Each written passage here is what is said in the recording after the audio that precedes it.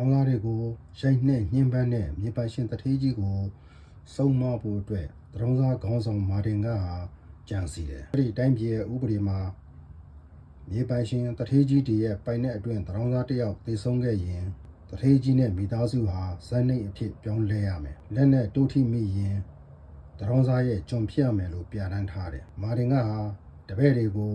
သူ့ခန္ဓာကိုယ်ဘလို့အခြေရောက်တထေးရဲ့ခြံဝမှာပြန်ချထားပြီးအတွက်မှာကြားရင်တထေးကြီးရှိကိုထွက်ခွာသွားတယ်ဒီလူမျိုးပအရိုက်နဲ့ခံရပြီးတော့တတိမေ့မျောနေတဲ့မာတင်ကရဲ့ခန္ဓာကိုယ်ဟာ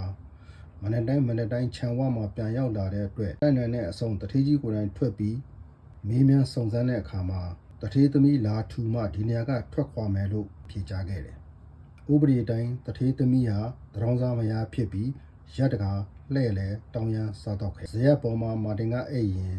တထေးသမီးဟာဇရက်ရဲ့အောက်ဖက်ကျမ်းပြင်မှာ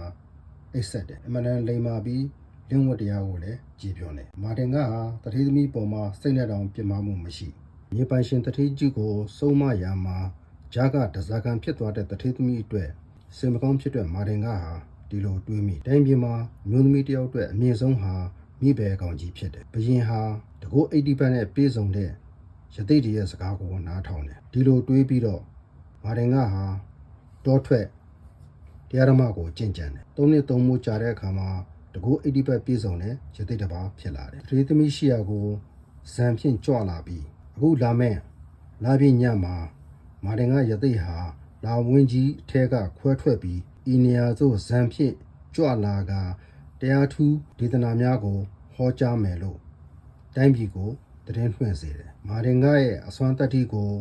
သိရှိပြီးဖြစ်တဲ့တိုင်းသူပြည်သားတထေးတကြွယ်များနဲ့ရှင်ဘုရင်မကြံလာပြည့်ညမှာစုယုံရောက်ရှိလာကြတယ်ညစ်အချိန်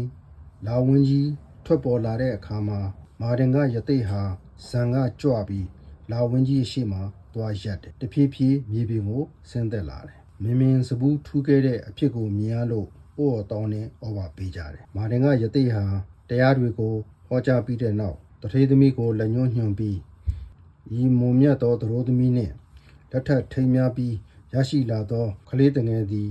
အလွန်ဖုံးကိုကြီးသောမင်းအကြီးကြီးဖြစ်လာလိမ့်မည်ဟုမိန့်ကြားပြီးတောတွင်းသို့ဇံဖြင့်ပြန်ကြွသွား၏ရှင်ဘုရင်လည်းကာမဘဏ်ရှိမရှိလေ့လာစုံစမ်းခံပြီးနောက်